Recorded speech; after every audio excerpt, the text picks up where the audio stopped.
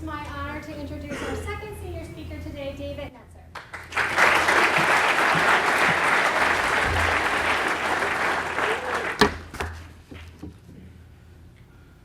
The last time I cried was October 9th, 2023. I got in my car at 3:30, turned right on Northern Parkway, and started driving home. At the intersection of Lake Avenue and Falls Road, I completely broke down.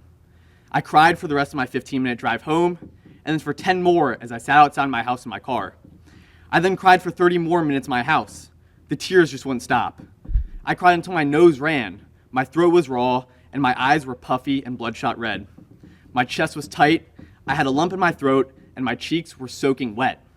Now, in the hopes that you all will listen to my speech, which you otherwise might have slept through, I'm going to hold off on telling you why until the end. But I promise the payoff is worth it. Now, let me start at the beginning, the way beginning. For those of you that don't know me, I'm a four-year guy at Gilman. I came in my freshman year during COVID. It was a weird time for sure. Before I got to Gilman, I went to Krieger-Schechter Day School. If you haven't heard of it, which you probably haven't, it's a small Jewish day school about 15 minutes north of here in Pikesville. And for those of you that do know me, and even some of you that don't know me well, you know that I'm Jewish. My religion has been a focal point in my life, and honestly, most of my personality. I'm the president of the Jewish Students Union, and for 9 years of my life, my religion was a part of my daily studies. Between 5th and 8th grade, I spent 3.5 hours every day learning about something Jewish. First, in the morning, we prayed. Just 30 minutes, every morning, 8 a.m. It was kind of meditative.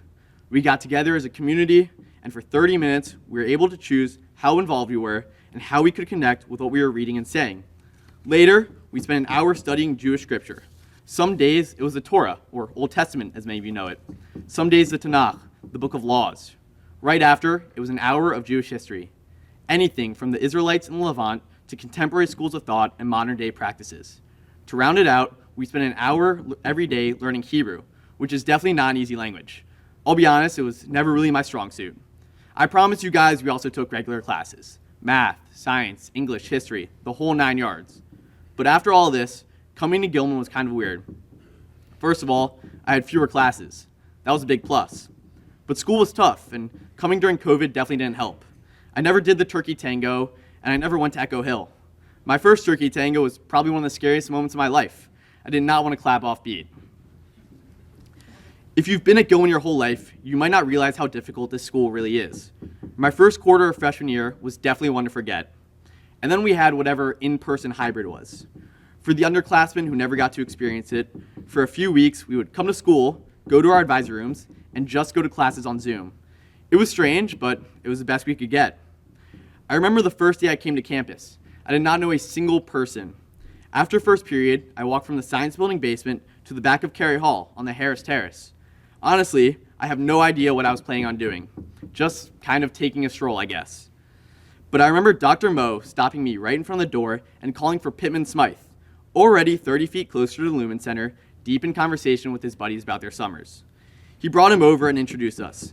I can't even imagine what Pittman was thinking, looking at this kid in front of him. I wasn't exactly the embodiment of cool that October.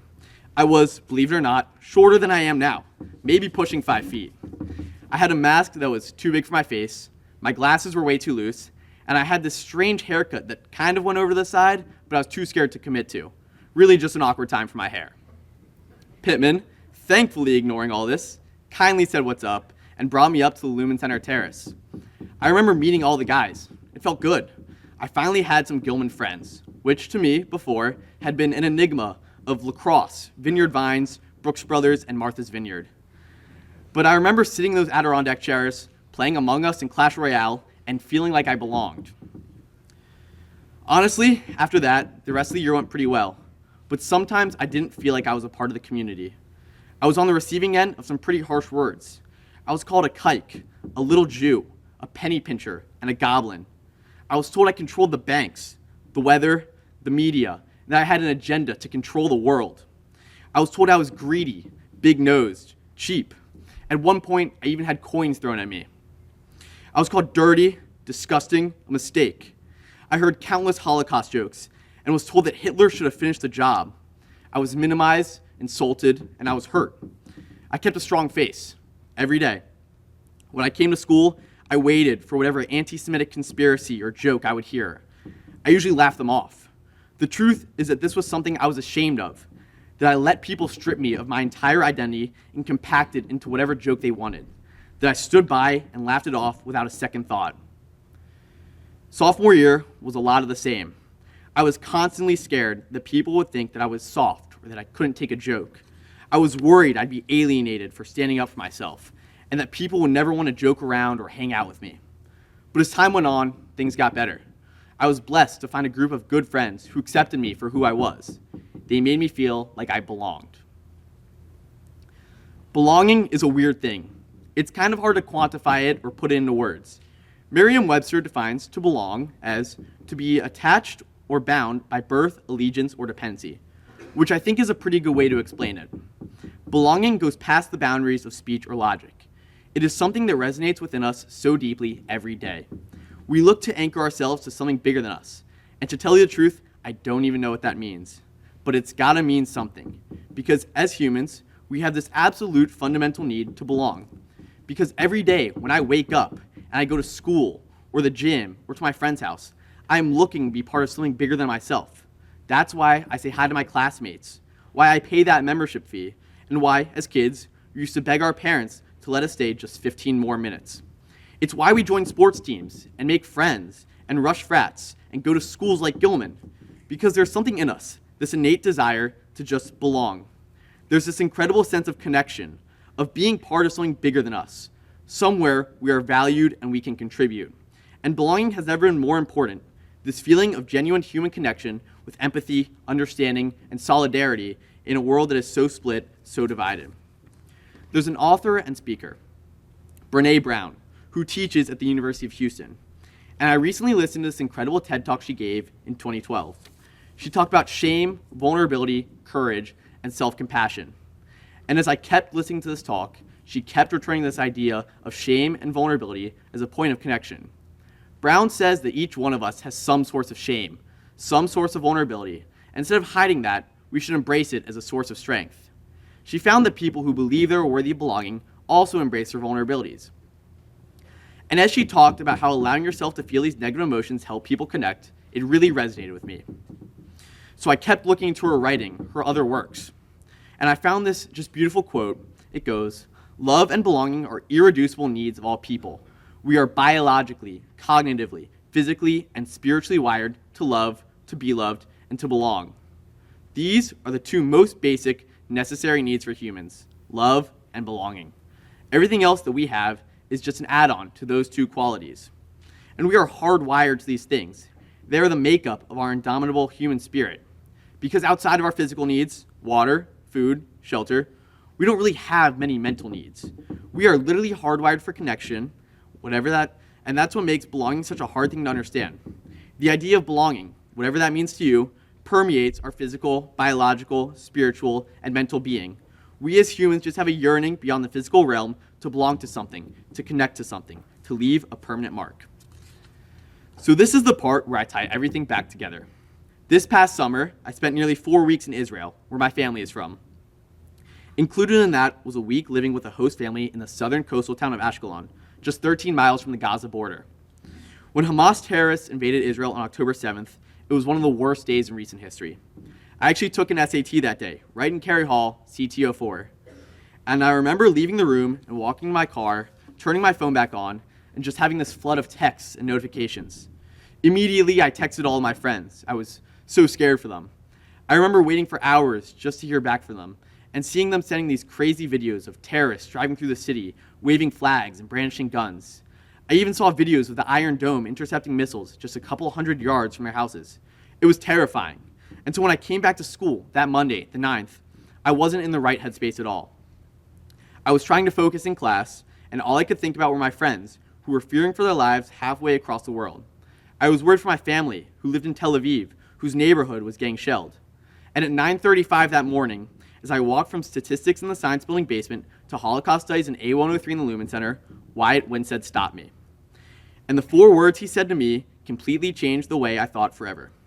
He told me, "I'm with you, man," and gave me a hug. That was it. 4 words. And to tell you the truth, Wyatt probably has no memory of this happening. It was just 15 seconds for him. Totally meaningless. And to me, it felt like everything. That I was seen. That there were people that cared for me. And I got through the rest of the day, and lunch, and assembly, and afternoon blocks, and all the way to my car. And as I pulled out of the lower lot at 340 and made my left turn onto Northern Parkway, I kept thinking about that interaction. And when I got to that intersection of Lake Avenue and Falls Road, I lost it.